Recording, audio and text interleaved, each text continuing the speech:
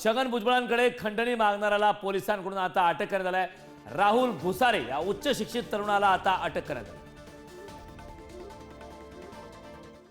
1 कोटीपर्यंत त्याला आपण तयार केलं आणि ती अमाऊंट देताना त्याने धरमपूर गुजरात या ठिकाणी बोलावलं। मग त्यावेळेस त्या पैसे घेऊन जाणाऱ्या व्यक्तीबरोबर आपली टीम होती, आपल्या 2-3 टीम मोटरसायकलवर होत्या आणि त्या ठिकाणी त्याला पैसे देण्याच्या वेळेस सापळा करूद्वारे त्याला अटक केली आणि त्याला ताब्यात घेऊन त्याच्याकडे चौकशी केली।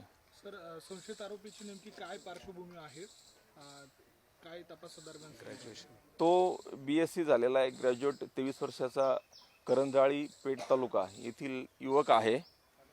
कुठलंही काम नाही, फक्त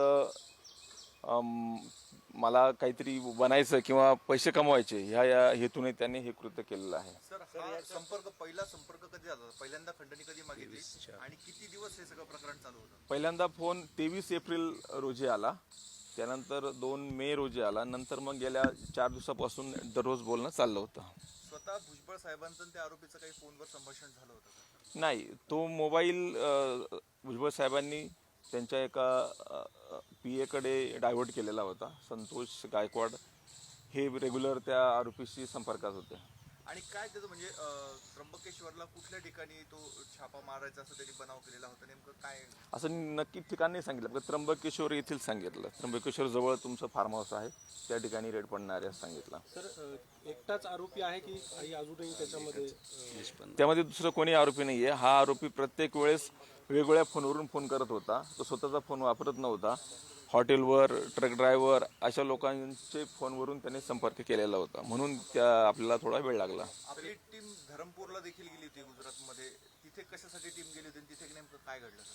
आपल्याला ते पैसे देताना त्याला पकडायचं होतं, त्यासाठी आपली टीम गेली होती। पण त्यांनी पहिलं लोकेशन धरमपूर सांगितलं होतं? धरमपूर सांगितलं होतं, नंतर त्याला थोडा डाऊट आला, मग त्याने दुसरं लोकेशन सांगितलं एका हॉटेलजवळ हायवेवरच, आणि त्या ठिकाणी त्याला पकडलं। जो खंडणी मागणारा व्यक्ती होता त्याचं आणि भुजबळ साहेबांचं देखील बोलणं झालं होतं फोनवर, त्यांच्याशी देखील त्यांनी संवाद साधला होता असंही कळत आहे, त्याबाबत काही?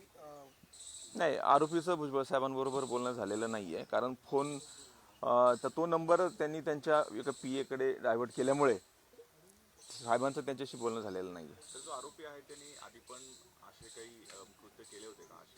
नाही, आरोपीवर कुठल्याही प्रकारचा गुन्हा नाही आहे आणि कुठलं यापूर्वी त्याने काय केलं आहे ते आता तपासाचा भाग पुढे तपासात निष्पन्न होईल। सर, याआधी देखील भुजबळांना अशीच खंडणीसाठी एकदा धमकीचे वगैरे फोन दिले होते, ते आणि याचं काही कनेक्शन आहे? नाशिक शहर नाही, ते अजून तरी तसं काही निष्पन्न झालेलं नाही आहे। ठीक आहे, बाकी तुमचं घ्या।